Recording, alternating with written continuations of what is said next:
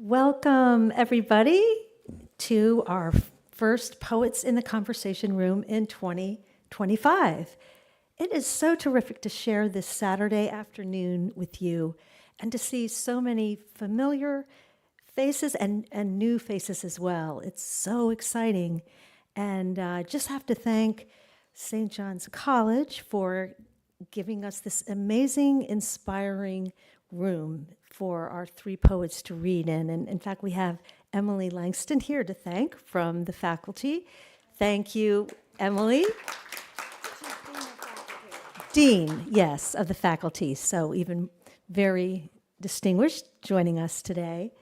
And without further ado, I will introduce our fearless and mischievous leader, Grace Cavalieri, and she will tell you about these three extraordinary poets with our Korean poems. Thanks. Thank you. My naughty co-host. We are so grateful, as Kimberly said, to have a room in the house at St. John's College, which has been dedicated to poetry this Saturday afternoon. And we have three poets. We are so fortunate to have three poets reading in Korean and English. And I will tell you who they are.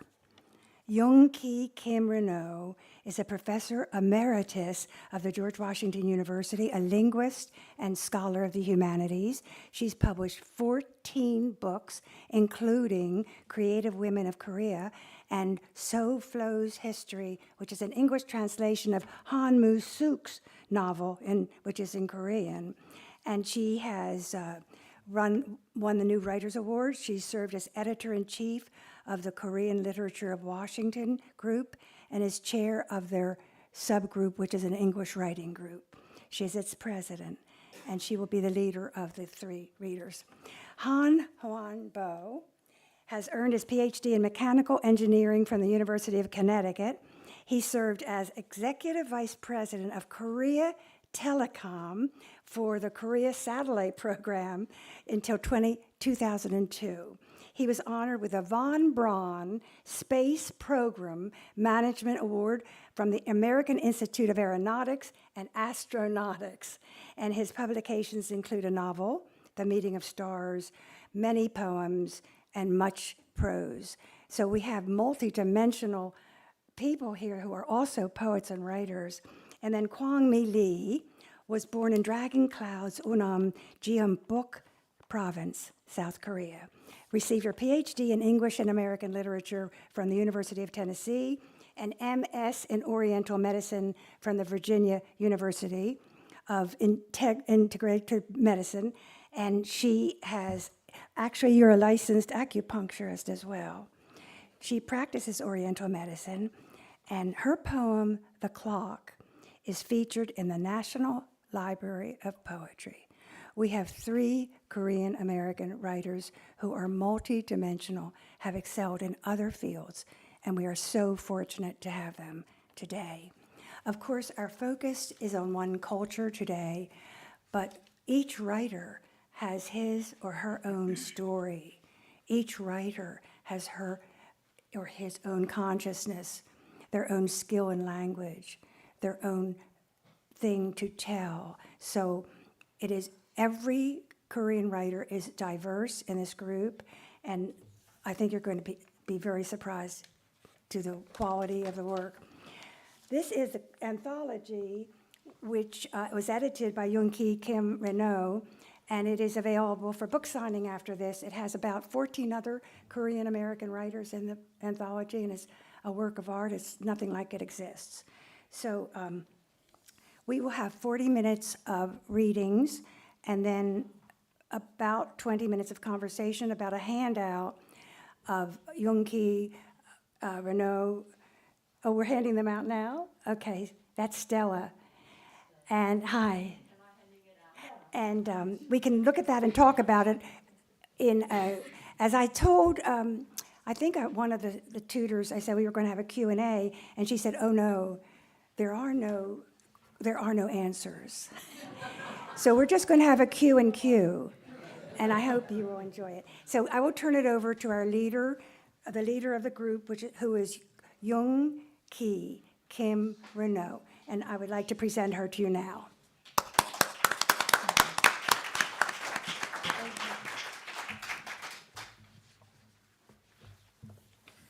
Thank you, Grace. Dear honored guests and friends in poetry, I'm Youngi Kim Renault, just as introduced, but Kim Youngi in Korean because we don't take our husbands' names. I'm Professor Emeritus of George Washington University and editor of the recently published anthology, Songs in a Second Language. On behalf of the 17 authors, including 3 who will read their works today, I extend heartfelt thanks to the organizers for this precious opportunity to share our book with this distinguished audience as part of our awe-inspiring Poets in the Conversation Room series at the historic campus of St. John's College. It is truly amazing that we are actually seeing in person 2 of the 3 pillars of the program. I understand St. John's College President Nora Demleitner she said she would be here, but I think unfortunately she got ill. But in any case, we have 10th Maryland laureate Grace Cavalieri and Kimberly Taylor, poet and editor-in-chief of beautiful Annapolis Home magazine. The contributing authors of songs are members of the English writing subgroup of the Korean Literary Society of Washington, KLSW. Our society boasts over 100 published authors residing in the greater Washington, D.C. area. Though all but 1 were born in Korea, we have made the United States our home, spending most of our adulthood as active members of our adopted country. Despite pursuing individual careers in various fields, our paths have converged through a shared desire to devote our lives to creative writing. Along the way, members have won various literary awards for their work. Our aim is to portray the historical, societal, ethical, and human relations situations we face. Conveying emotions in a different language forces us to be clearer and more persuasive than in our native tongue. In January 2020, just as the COVID pandemic began to spread across America, we invited Grace Cavalieri to lead a workshop for us. This occasion marked the beginning of a happy and enduring relationship, culminating in today's landmark event.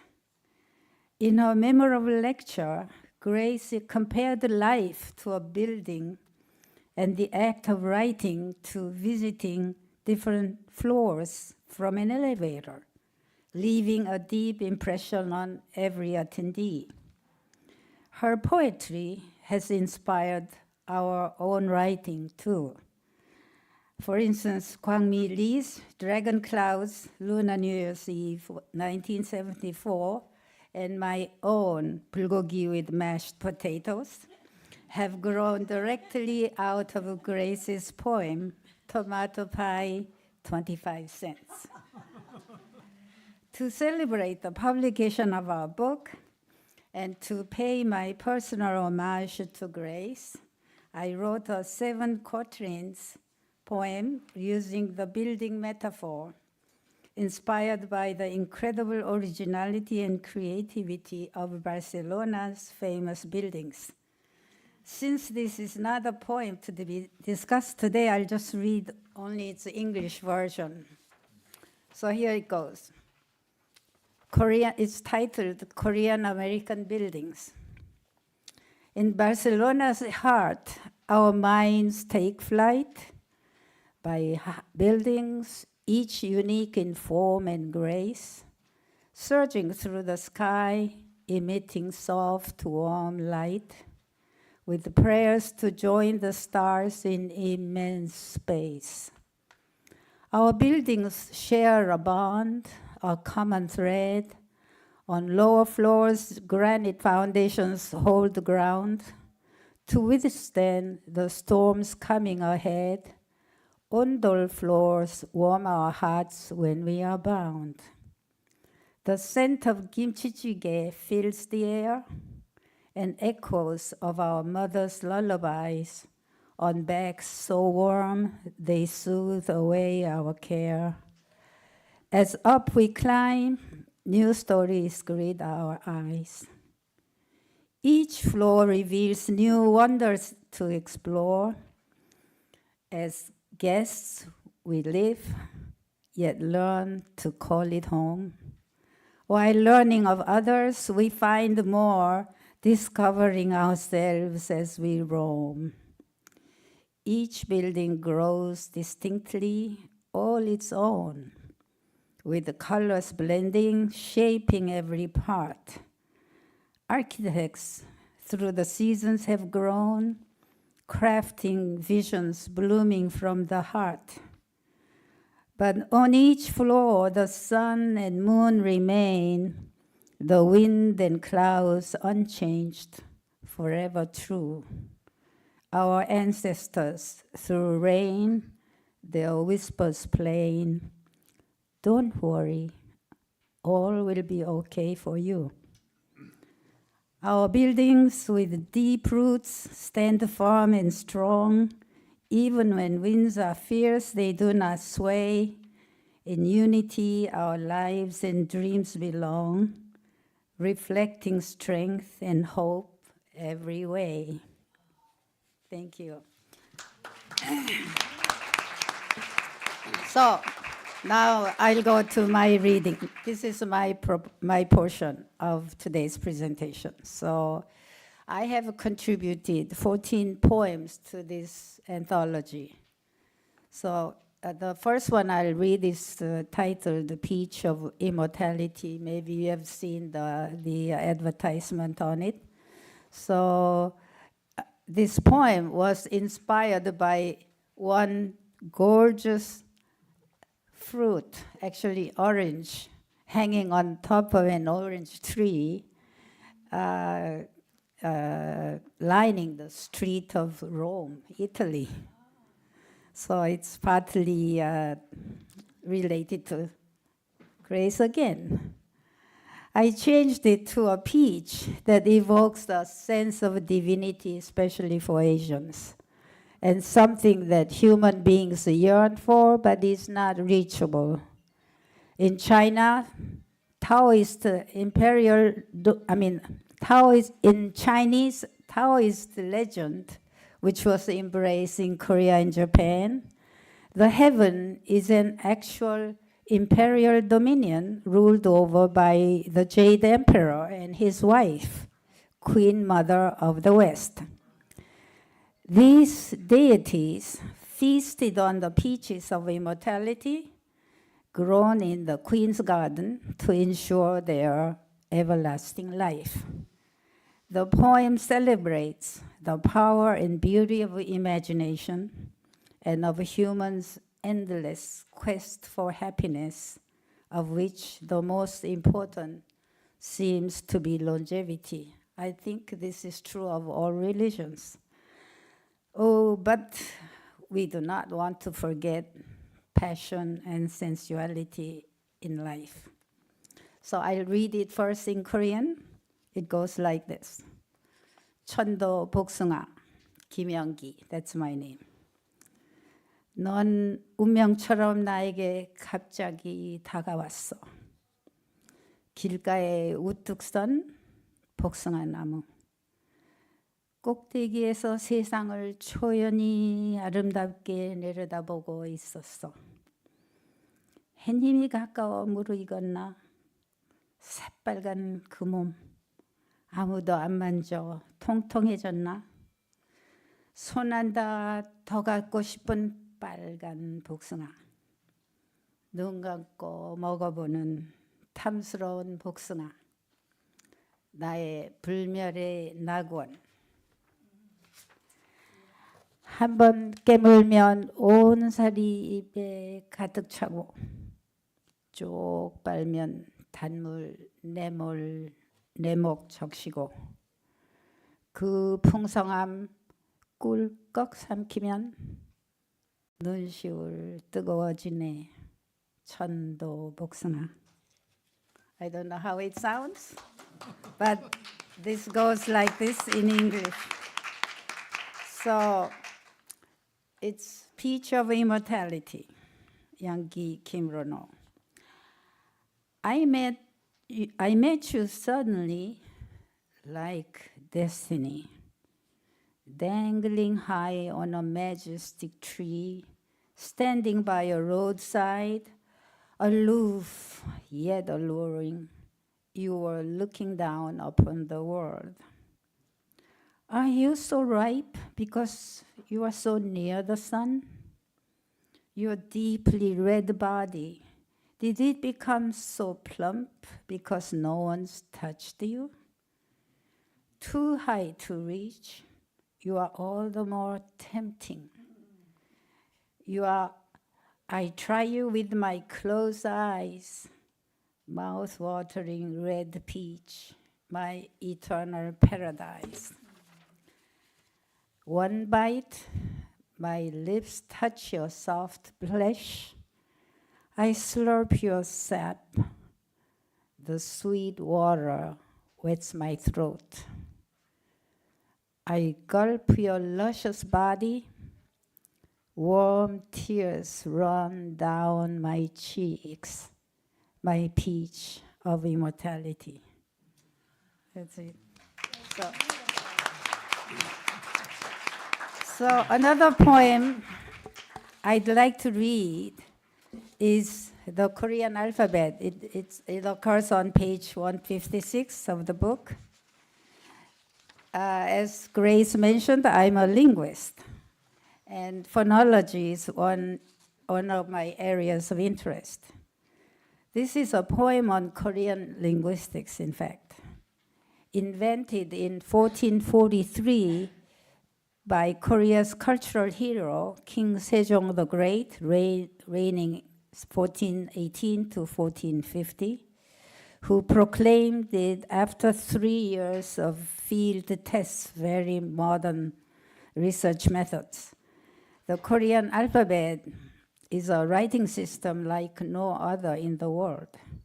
This great invention rests on a foundation of in-depth research, which has been clearly recorded in a scholarly commentary accompanying King Sejong's proclamation document. By the way, this is actually one of the human records designated by UNESCO.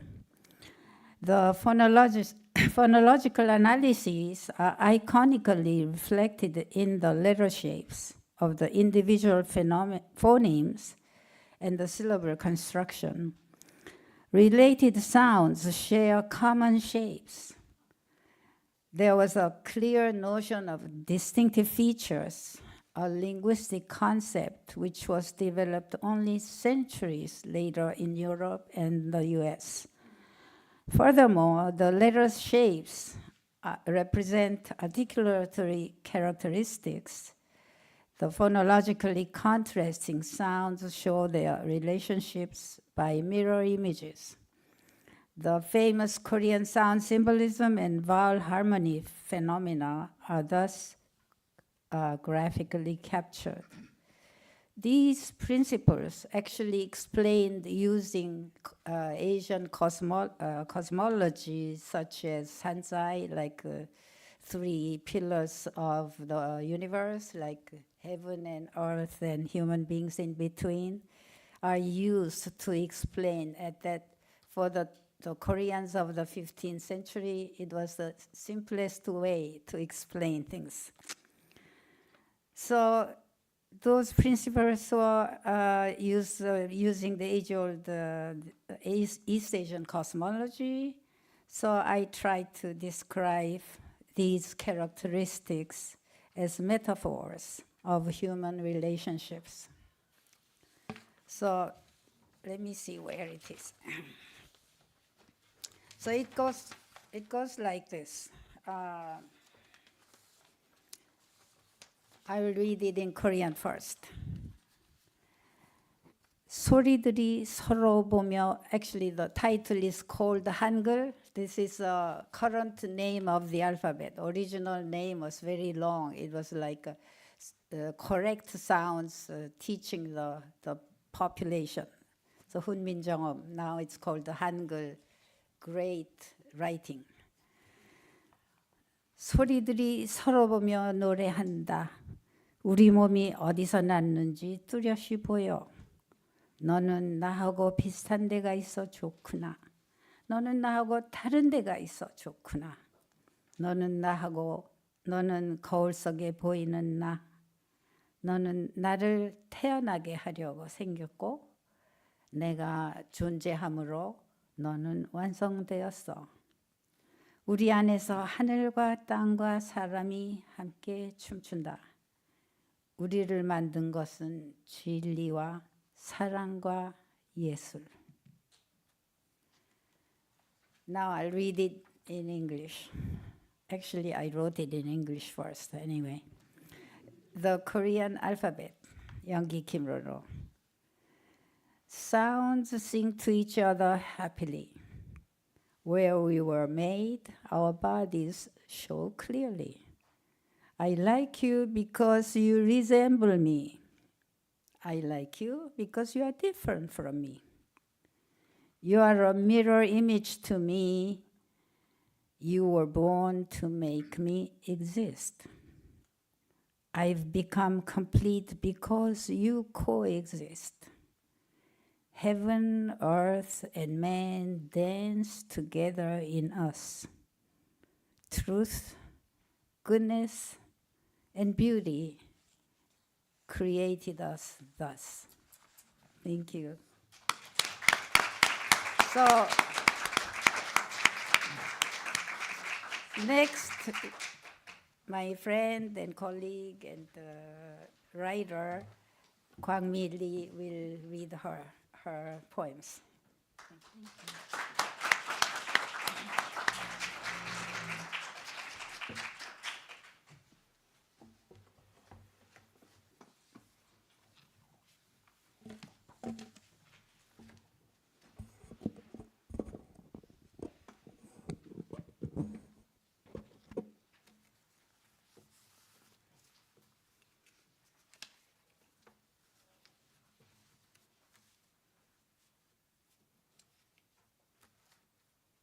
Good afternoon.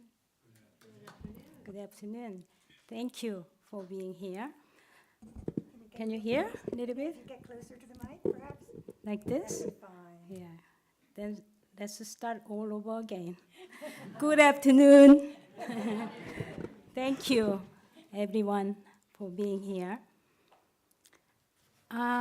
For this anthology, I contributed 3 poems and 1 essay titled The Persimmon Tree.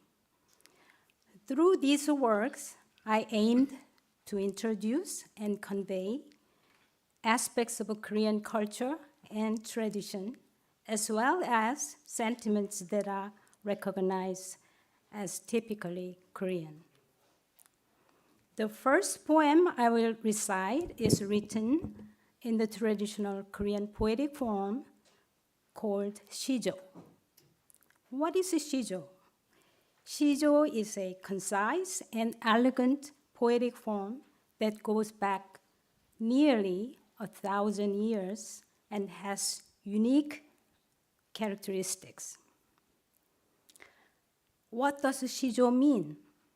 Broadly speaking, shijo literally means a little song over the time, with shi referring to time and jo referring to song or rhythm. A typical shijo embodies 3 kinds of art: elements of painting through descriptive images, musical elements through rhythms, of course, literary elements. All of these elements are encapsulated in shijo, creating a timeless beauty with its perfect blend of simplicity and depth. Once again, the idea of music is already implied in the word shijo. In fact, shijo was originally meant to be sung. In my youth, sometimes I heard elderly male relatives reciting or singing shijo poems in their studies or while strolling in the garden. So imagine two friends meeting over a drink and conversation, exchanging questions and answers in shijo. I was told such a practice with a gusto was not uncommon in the past. So I would be delighted to imagine us doing the same in this conversation room one day, exchanging ideas or thoughts through shijo poems. And I think it's a possible proposition. And this idea of shijo as a medium of dialogue leads us to one of the most well-known shijo poems by the esteemed scholar official Chung Mong-ju near the end of the Korea dynasty. And that is the end of the 14th century, before the founding of the Joseon dynasty. And Chung Mong-ju was well known for his loyalty to his king. The future founder of the Joseon dynasty, General Lee Seong-ge, wanted Chung Mong-ju to join him in his plot to overthrow the Goryeo dynasty, and which was in its decline. And at a banquet, the general's fifth son approached Chung Mong-ju with his shijo poem, urging him to abandon his loyalty to the king and live like the vines, happily intertwined on Mansu mountain. And Mansu means longevity, so suggesting Chung Mong-ju choose life over loyalty. So in response, Chung Mong-ju answered with his own three-line shijo, which has since become immortalized in Korean literature. So let me translate his shijo as follows. Even if my body dies 100 times and my white bones turn to dust, no matter whether my soul exists or not, for my Lord, not a single piece of my red heart would ever change. Such unique characteristics of shijo as a song or as a medium of dialogue are made possible thanks to its fascinating structural features. What are they? A typical shijo consists of 3 lines, each with approximately 14 syllables. As you can see in the handout, the third line is typically a little bit longer, containing a few extra syllables, making a shijo poem about 45 syllables in total. While syllable counts are somewhat flexible, one most important rule is that the third line must begin with a 3-syllable word or phrase. And the first line sets the scene or provides the background. And the second line develops the idea. And the third line offers a counterpoint or a twist in perspective, thus adding depth and complexity to what might seem like a simple, elegant poem. And in the third line contains the poet's poignant statement. So in Jung Mong-ju's Shijo poem, in his third concluding line, he declares his heart would never, never change. Now, let's move on from form and structural aspects to subject matter. As for my own Shijo, I'm about to recite, its subject is Han, a uniquely Korean concept. How deeply Korean is it, you might ask?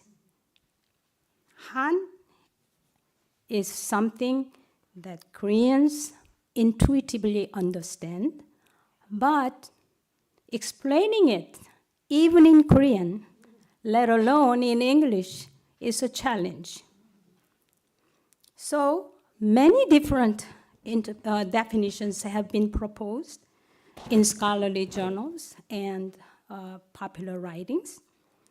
But here, I would like to describe Han as a suppressed emotional and existential suffering, often arising from unalterable human condition, both internal and external, such as faith, society, or tradition, and including regrets and frustrations.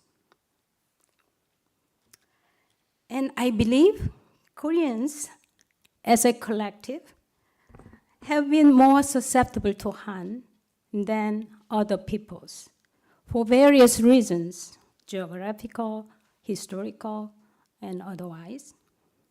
But, of course, this is beyond the realm of our discussion today. And metaphorically speaking, suppressed emotions of anger, frustration, regret, sorrow, etc. accumulate. It's like a burning fire that leaves cold ashes, which settles in your heart.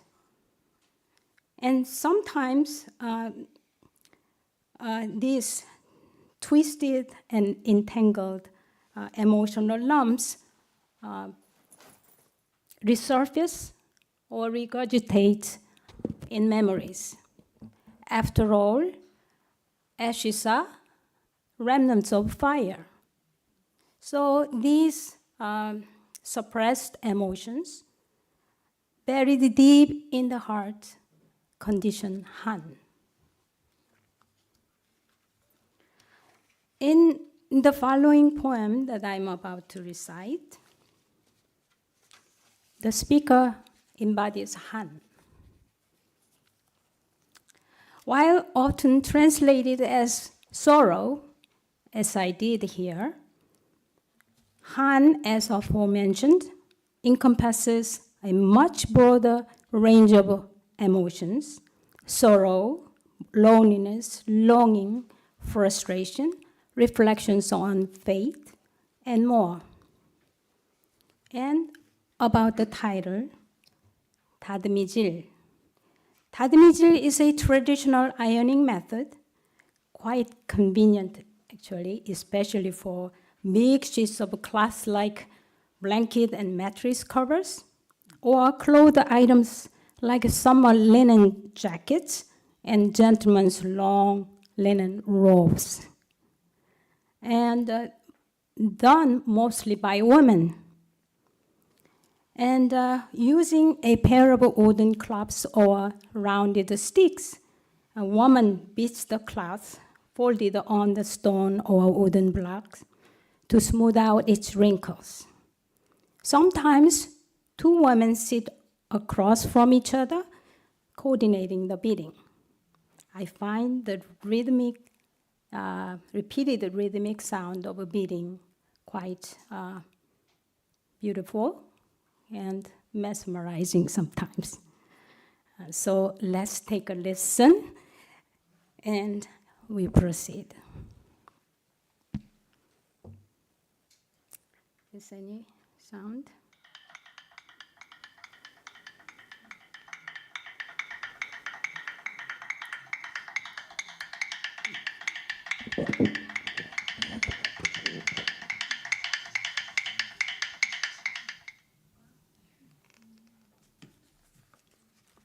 다듬이질 한밤에 다듬이질 산사의 목탁 소리 한없는 강약장단 온 마을 잠재우고 석삼년 가슴에 맺힌 한조차 펴주려니 다듬이 두방망이 나란히 놓였거늘 이내 몸 어찌하여 이 밤을 홀로 새나 님이여 다듬어진 못이옷 꿈에 와 입어보소 다듬이질 beating cloth on the fulling stone late night sound of fulling cloth beating down like a temple drum endlessly with strong and soft tapping rhythm lulls all to sleep may as well beat down the ears of knotted sorrow trapped in my chest. Side by side, two beating sticks laid neatly on the falling stone. Ah, my fate, why so forlorn, staying up this night alone? My dear love, come, try on your flax robes that I've made smooth, at least in my dreams.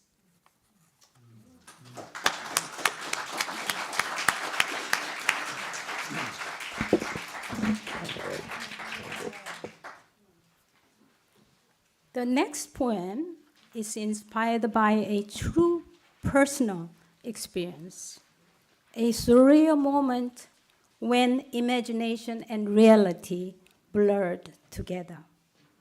I'm sure many of you have had similar moments in life when words seemed to come to life, or when ideas like a reincarnation manifested right before your eyes. The thing is that I spent my childhood in a mountainous village called Dragon Clouds, literal translation of Yongunni.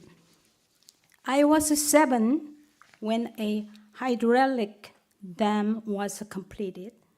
So the village experienced enormous changes in many fronts. For my education, so my mother sent me to the nearest city called Jeonju City. And as many parts of the village got submerged in water, returning to the village to see her was a challenging and an arduous journey to visit her. So that marked the beginning of a life separated from her. From such a young age, loneliness and the deep longing for my mother became dominant parts of my emotional world. And this feeling was mutual. She would tell me that she would become a bird, so she could fly and visit me wherever I lived. And then a couple of years ago, I feel like it was yesterday or just a few days ago, a bird was looking at me from the window. I felt as if her promise had come true right before my eyes. That's why this poem holds such emotional weight for me. Now let's go to the poem.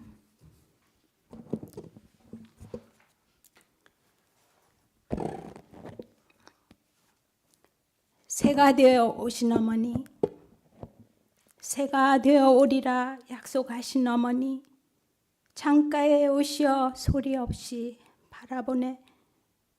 어머니, 외쳐 부름에 대답은 없고 저 높은 목련 뒤에 모습 감춘 채 애절하게 부르시며 안부 묻네 노래로. 아, 하지만 어느새 눈물의 여운만 남긴 채 노래조차 오고 간 흔적조차 바람결에 사라지네. 이역만리 먼 곳서 날아오시느라 고단하신 날개와 다리 번갈아 쭉 펴시고 꽃밭에 앉아 평생 즐기시던 새타령 흐드러지게 한 곡조. 아, 어머니, 어머니 외치면 더 멀리 가실까 부를 수 없어. 먼 발치에서 소리 없이 눈물 삼키네. Mother returns as a bird. As a bird she would come, she promised. In silence she looks at me once. Through the pain full of longing. Ah, mother, I cry, but she vanishes behind the tall magnolias and greets me from a distance with her sorrowful songs. Yet, so soon, wind carries even her songs away, leaving only lingering tears behind. From afar, having flown all this way, good stretches she would need. She flexes, one leg at a time, one wing at a time. Then she sings among the flowers, her cherished tune, a bird song, in melodies so charming. Oh, fear grips me. If I cry out, she might fly far, far away. So I call her in my heart. I weep in silence. I watch her only from afar.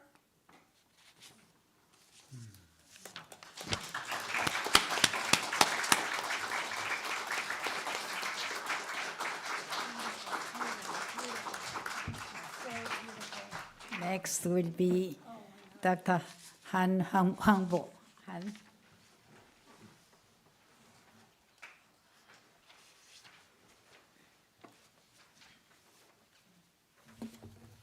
Thank you. Well, I was introduced as an aerospace engineer. My background, I was retired.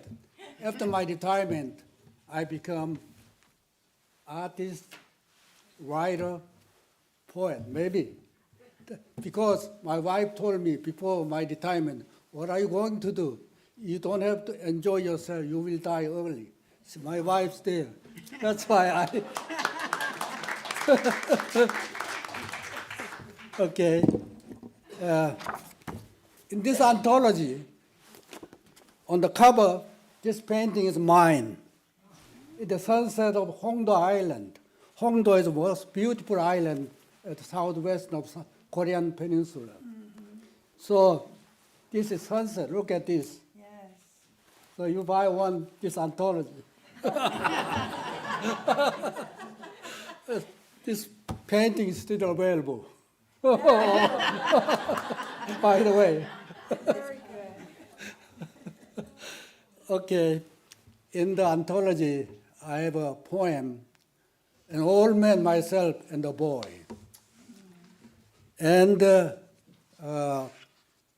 essay about the Korean satellite launch countdown. That's an essay.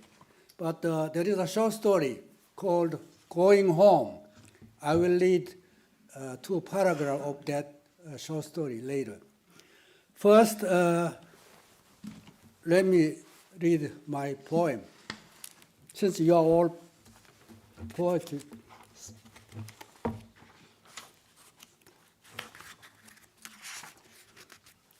I say about a dozen Korean here, so I will read in Korean first. 노인과 소년. 노인이 나무 그루터기에 앉아 잔잔한 물결이 있는 호수에서 낚시하고 있는 아이를 보내. 노인은 요양원에 갇혀 있는 아내를 생각한다. 그놈의 코로나 바이러스 때문에 한 달이나 아내를 못 보다니. 소년은 잔잔한 바람이 스쳐가는 호숫가에서 낚시줄을 연방 감아 올리지만 물고기는 낚이지 않는다. 노인이 아이와 수평선을 바라보며 졸음에 꾸벅이다가 잠에서 깨어나서 물었다. 에릭, 한 마리 잡았나? 아니요, 물고기가 딴 데로 갔나 봐요. 그러면 집으로 가서 점심이나 먹지. 할아버지 가지고 온 김밥을 드세요. 그럼 너도 함께 먹고 고기를 잡지? 예, 그러지요. 소년과 할아버지가 김밥을 나누어 먹는다. 얘야, 물속에 밑밥을 좀 깔아 놓으면 물고기들이 몰려올지 모르지? 그럴까요? 소년이 대답한다. 바람이 지니 물 위에 구름이 비치고 산새 소리가 들려온다. 소년은 일어나서 물가로 가고 노인은 산길을 올라간다. 노인은 진달래 꼭 한 가지를 꺾어들고 아내가 그리워 바위고개 노래를 부른다. 소년이 낚시줄을 당겨 잡으니 낚시줄 끝에 은빛 나는 물고기 한 마리가 끌려온다. This is a poem I experienced during coronavirus. I went to Breckhill State Park, and the boy was fishing, and an old man sitting on the fallen trunk. So that's the story, poem about it. Okay. An old man sitting on the trunk of a fallen tree watches a child fishing at the lake shore with rippling waves. He thinks of his wife locked up in the nursing home. What the hell of this corona pandemic? I haven't seen her for a month. The boy at the lake shore with its soft wind casts and reels in his fishing line, but he hasn't caught any fish. The old man looks at his grandson and the horizon. Feeling drowsy, he falls asleep. He wakes up in a while. Eric, have you caught any? Not yet. The fish must have gone away. The old man says, let's go home, have lunch. Grandpa, why don't we eat the kimbap we brought? All right, let's eat kimbap. After lunch, maybe you will catch some fish. Yes, Grandpa. The boy opens lunchbox and shares rolls with his grandpa. Grandpa says, try throwing some fish food in the water. The fish may come around. That seems a good idea, the boy exclaims. The wind abates, clouds float on the lake. Birds sing in the woods. The boy goes to the shore, and the old man walks trail in the woods. He sings Rocky Hill for his wife and picks an azalea flower in the bush. The boy reels in his fishing line, a beautiful fish shining at the end. Yeah. Thank you. Now I will read an excerpt of my short story. Before I do that, I will give you a summary.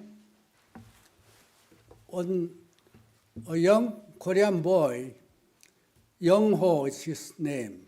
Young-ho's son helped to save a U.S. jet fighter during Korean War in 1951. For the first time, he saw helicopter. At that time, the first time we really saw helicopters. Came to pick him up from his care. Very impressed by the helicopter rescue operation, he had a dream of being a helicopter pilot. Later, Colonel Johnson adopted him, helped him study at high school in U.S. and an aviation center in Fort Benning in Georgia. And eventually, he became a helicopter pilot and served in Vietnam War as a U.S. officer. During a mission in Vietnam to carry wounded Korean soldiers at Phu Quoc, Vietnam, his helicopter was shot down and he got severe injuries. And fortunately, but he was saved by a Korean medic, Corporal Kim Jong-hwan. And after his recovery from a U.S. hospital in Manila, Philippines, he pursued his studies. Mathematics, he got a master's degree from the University of Maryland. And he got a job teaching mathematics at the Daegu Middle and High School in Camp Worker in Korea. So he returned to Korea. On Easter morning, he went to Korean National Cemetery, Dongjak in Seoul, where Hosendia azalea had begun to bloom. Oh. Yeah. So with the information gravesite of Corporal Kim, he went to Vietnam veterans' gravesite, where rows upon rows of tombstones stretched before him.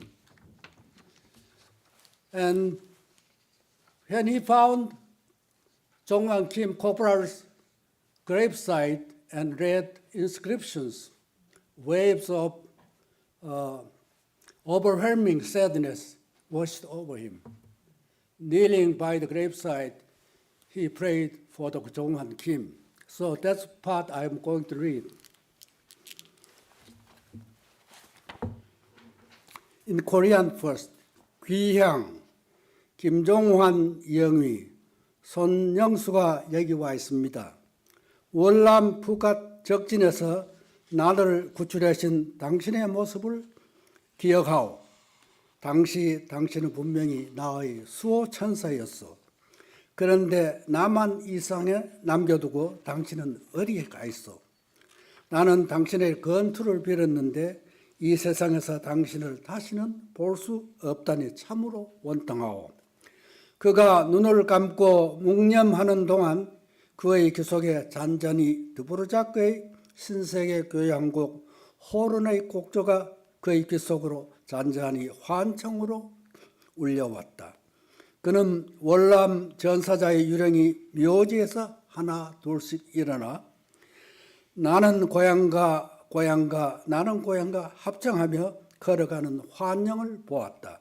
그 중에 김종환이 그에게 손을 흔들어주며 안개 속으로 사라졌다. Now I will read this in English.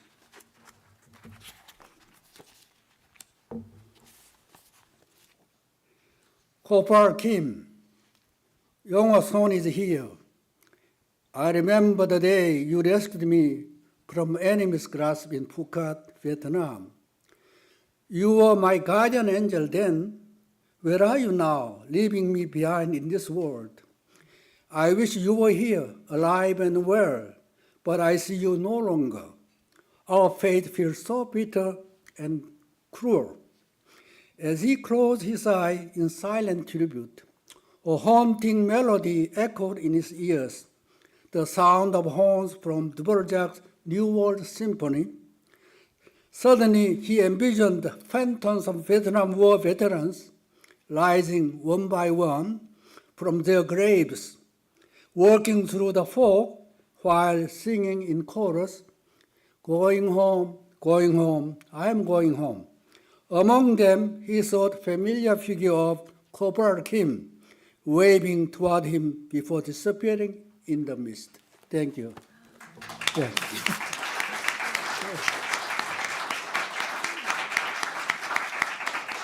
Thank you so much. Here, actually, we have some other authors who participated in this book. So I'd like to actually introduce, and maybe they should stand up. So first, I see Lydia Im. Her name is Im Jong. So, and then there's, I think, Park Hyun-suk. Can you get up? Yeah. And Park Suk-ja. She's the wife of Hwang Bo-han.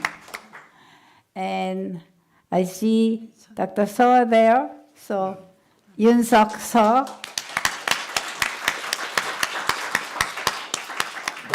And former president of the Korean Literary Society of Washington, Song Yun-jung.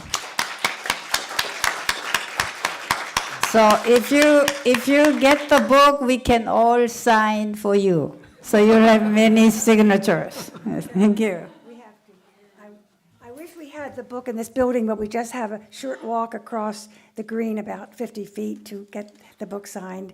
And I know all of you feel as I do, deeply moved and grateful for the generosity of their feelings and their thoughts and their skills. And especially, I didn't expect the context for the language that we were going to hear, and so that was a special treat for me. So I want to thank for St. John's College, for Annapolis Home Magazine, and for all the poets in Annapolis. Thank you very much.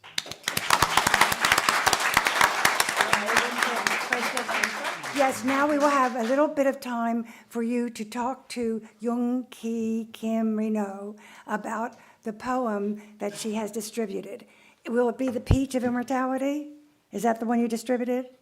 No, I actually had everyone's here. Okay, what would you, we would like any of you to look at the handout and to have a conversation, if you wish, to Young Ki Kim Reno. Do you want to stand here and take Yeah, questions? Maybe so- all three of you will take questions. Sure, we'll just say. You'll have, Yeah. their mics are on? Yes.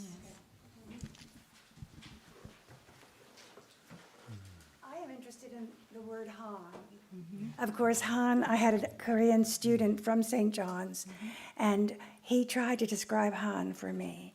And he said it was a cultural pain inherited through the years from sufferings and wars, but it was indefinable and so hard to translate. So if you would talk a little bit more about Han, please.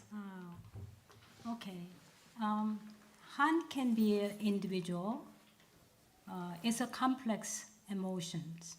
So it can be individually felt, or it's a collective Han.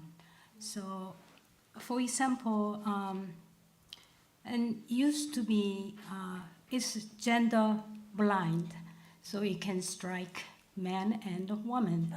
But it had been more prevalent among the older generations of women because they lived in the environment with a lot of restrictions by social norms and taboos and tradition, and as well as individual personal difficulties and fate or such. And collectively, and imagine, and Korean people went through, even in recent memories, like a divided country, with a think of a divided Korean peninsula, north and south, and suffering from war and separation of families. It's clear why Han has become a deeply embedded emotion in the souls of the Korean people. And individually, even, for example, the woman we are talking about, and it's a cumulative emotion. So young people wouldn't say, oh, I have Han, but elderly person like a grandmother, or at least after middle age, the people would say, oh, I have a Han here. And then they're gonna do this. Sometimes we have a word, 한숨. It's an expression when you, the breath of Han. It's a 한숨, actually. And it's a sigh. It's a sigh. You sigh a lot. That means that something is buried. And then woman, for example, the men were free to divorce or remarry or have some second wife, for example. But the woman was unthinkable for a woman to remarry, or especially if she's from a family of status. So it's dishonoring both sides of families, maiden and in-law families. So it was so much burden on her. For example, one of my eldest aunts, she married very young, and then few years, maybe within 2 years, she lost her husband, and she lived for rest of her life with the in-law family. So it was. Okay, so Yeah. can I interject there? Just as she said, it's something not really systematically definable, even among Koreans, because Han is relative to your own standards and wishes.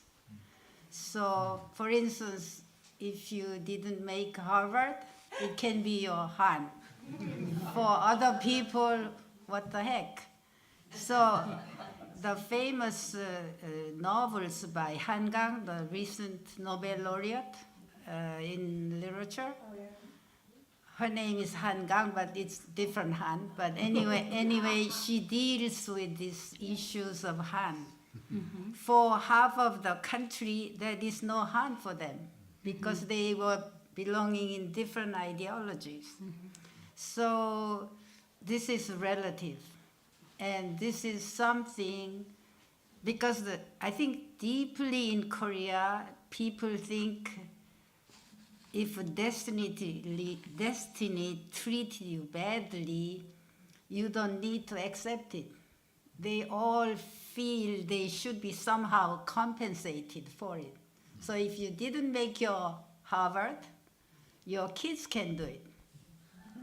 So there is a generative and very optimistic solution to this Han. Mm-hmm. So that's the strength of Korea, I think. Yeah. So people don't accept their fate as something you have to just. Yeah. But they pile it up, as they say, as she said. But it has to be released. Yeah. It has to be released, and it will be. Only then it's fair, because God is fair. Yeah. Well said. She made a very good point, but before I forget, I'd like to add to her point that positive side of Han is actually a lot too. It means a lot because Han means stored, and enduring. It's a superpower, the powerhouse for emotion. So Koreans, you have noticed or you met, they are very passionate people. And art, you have to have a passion. That's why now Korea is a mecca of all artistic activities, right? And we celebrated this Nobel Prize in literature. This was outcome of Han, I think. Although she used Han as a subject for her novel. And so Koreans are very passionate and compassionate because they understand what the suffering is, right? So there's a lot positive they use as a positive motivational force. And Beautiful, thank you. Since you have a handout, if anyone would like to refer to it, to ask any questions. I'd like to know more, but all of you talked about working in English and Korean. I'd like to know more about which you start with, how they nurture each other, and what your practice is and what you've learned from working in two wonderful languages and bringing them together. It's an excellent question. Actually, I talk about it a little bit in my introduction to the anthology. It depends. Some people start by writing in Korean and then kind of translate. I personally write in English, and then try to say the same thing, not quite translate, just say it differently in Korean. But the process is really very incredibly beneficial in that when you write in another language, you actually revise the original one because you realize there is a better way of saying things. So it is really mutually kind of improving. So, but individually, everybody's different. Some people start with the Korean, some people start with English. I don't know how Dr. Hwang Bo says works, but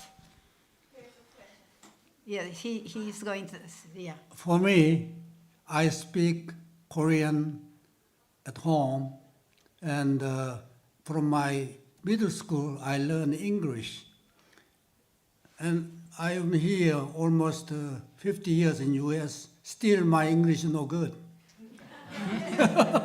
So, first of all, my English teacher at middle school, he didn't speak English, he just read it.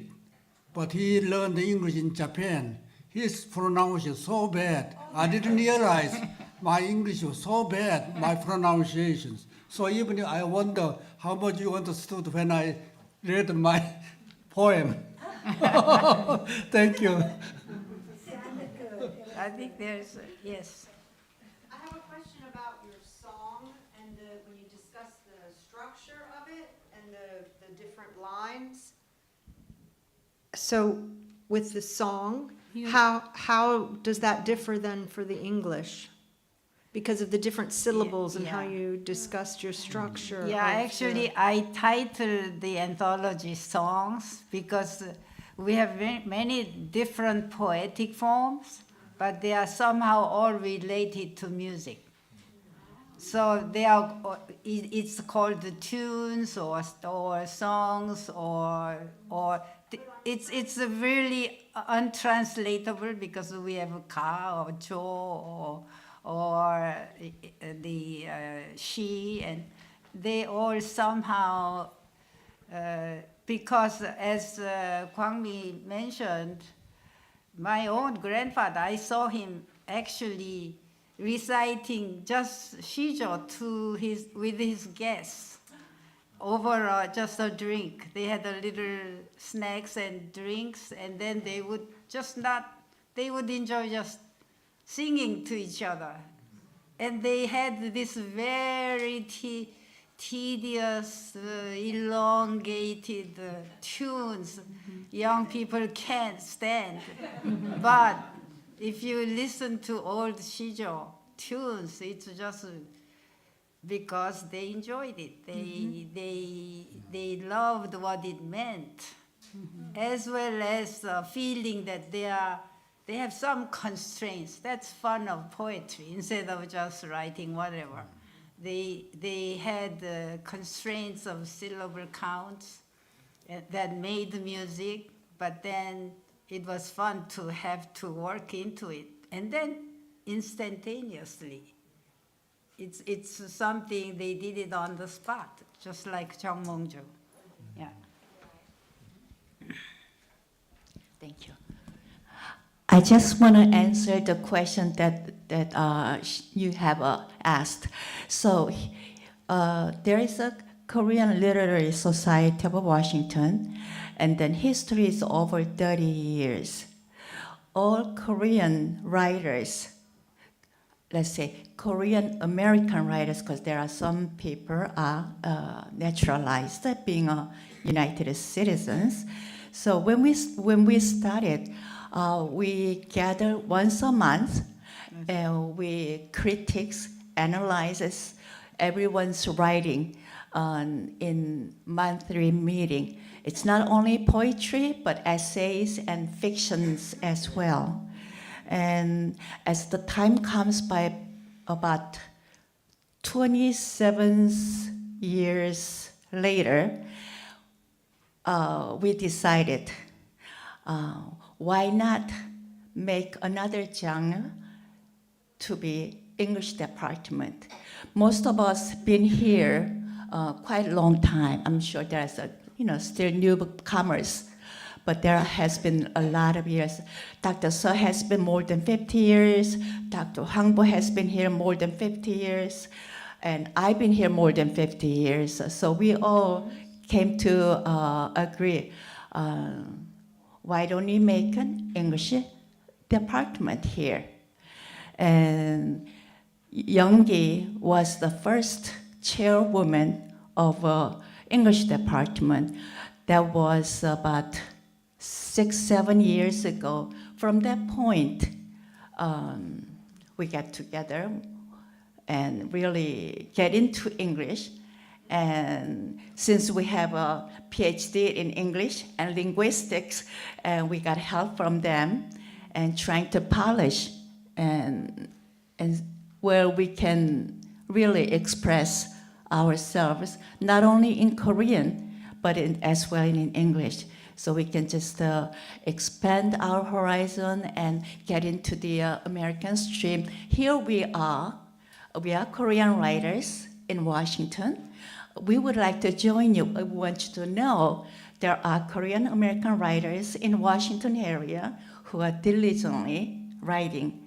That point I met Grace, poet Grace Cavalieri, and from that point we came to making our first anthology. And I hope you enjoy it because you will feel something, so there are some Korean Americans. Their values and customs are quite different. How do we know? By reading their books. Otherwise, it's just, we are just a third person in this country, but we are just emerging to America and see what we are here in America, contributing and sharing. And at the end, maybe one of us can be a really great writer to influence the society. Thank you. Actually, I should have mentioned Park Hyun-suk is also a former president of the society, and it's thanks to her that this English writing subgroup actually was born. So we should thank her for her efforts. Hi, my question is, are there some subjects that are not translatable at all, that between the cultures, that you just can't communicate about them because the cultural differences are so deep?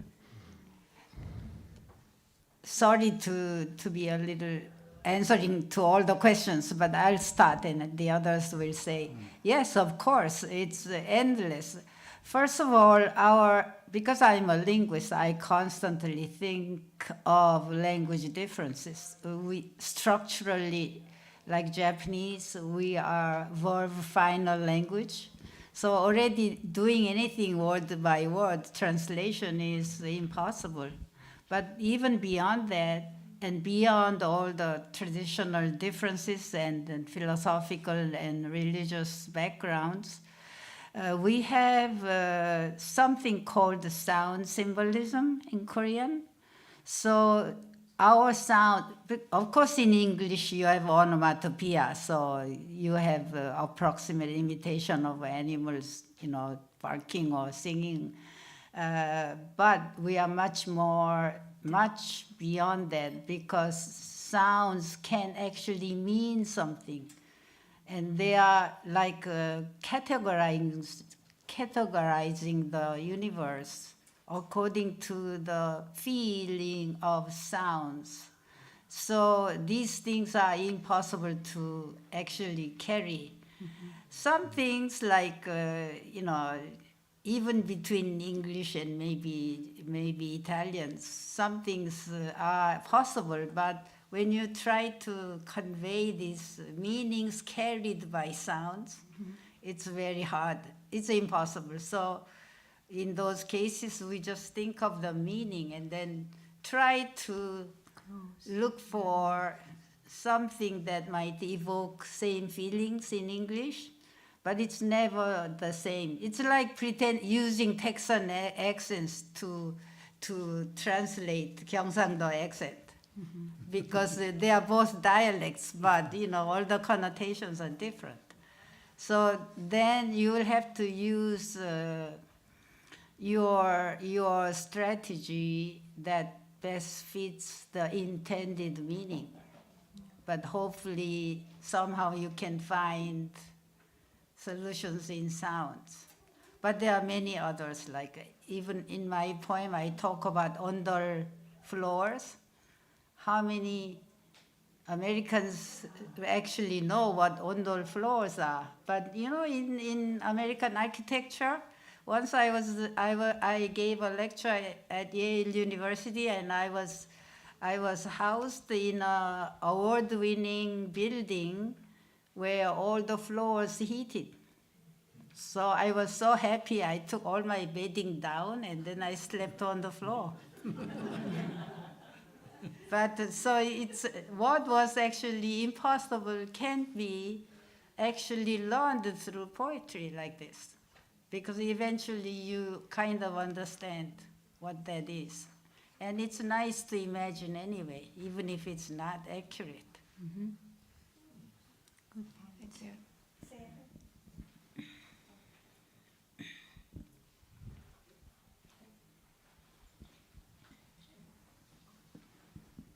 This is a very small question for Kwang Mi Lee. Yes.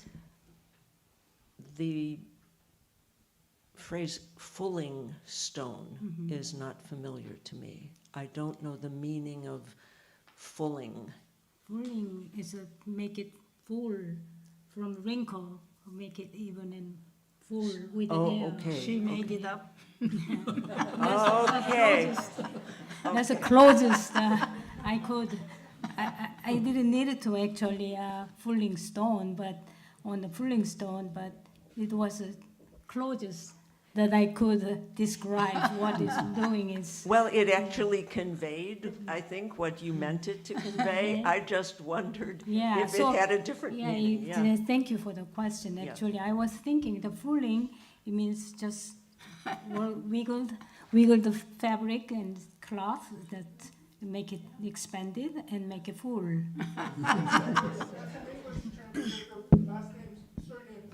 Uh-huh.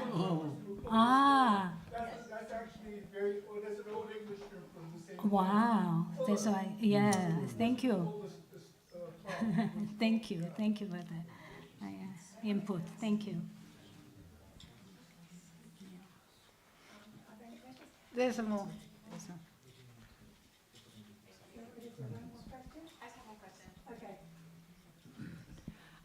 What I really appreciated about all of your readings was that you had a moment that inspired you, whether it was the grandfather and the boy fishing or the bird or the orange. And so I'm just curious more about your inspiration. When you have your writing process, do you feel it's a response to a specific occasion that happened, or is there something within you in a story you've been waiting to tell that really brings out your words? For me, yeah. Maybe I would Maybe you say, start, yeah. I write mostly short stories or novel. So actually, based on my experience, that was the beginning. And then I have to make a plot and stories. But in poem, in this case, I have been during pandemics, so went to the Black Hill Lake, and I saw the boy and fishing, and I saw an old man sitting on the trunk. So that is my experience. I saw that's the way I make my poem. But these ladies are more, poet, so they will take different than mine. You can go. And for my case, sometimes inspiration comes to me, and that's good. But I find it easier start from experience, something that touched your heart deeply, and then that gives you a motivation and easy to pour out your emotions, and that's the easy way. Yeah, whatever touched your heart. Yeah, for me, it's mainly emotions. I start from there, then it kind of, by association, I think of things. But emotions, that's where I start. It starts with a feeling and there are Yes. words. Right. I have one question about, would you compare the short form that you described to a haiku? Because we have a Zen master here who teaches haiku, and he teaches that there is an image, there's something about the image, and that resonates outward with a philosophical principle. And it sounded somewhat like the short form. Could you compare them a little bit? I think Shijo is more like a shortened story. There is a very clear structure as well as metric form. So there is singing, but there is always a kind of throwing out a question or Answers. putting some kind of theme, and then there is development, and then conclusion, which has always a little twist. Yeah. Yes, Yeah. so it's really like, Like a little story, very Yeah. mini story with a plot. Yeah. Well, you said that you said that the Concluding. third line is A different. statement. yes, The third line is different. It's Yeah.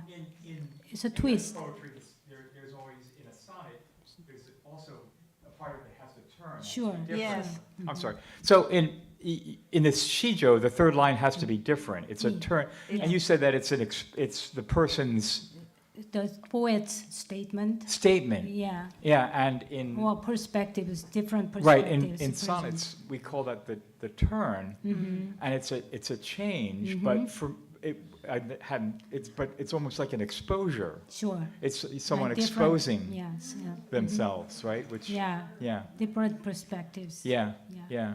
So I thought that was really interesting. Very Yeah. interesting. Yeah. Yeah. Thank you. I invite all of you to follow Esther to the bookstore, which is just 50 feet away, and to enjoy the Someone coffee is and in- tea, question. and to meet our guests. We are so very fortunate. There is nothing like this that has happened.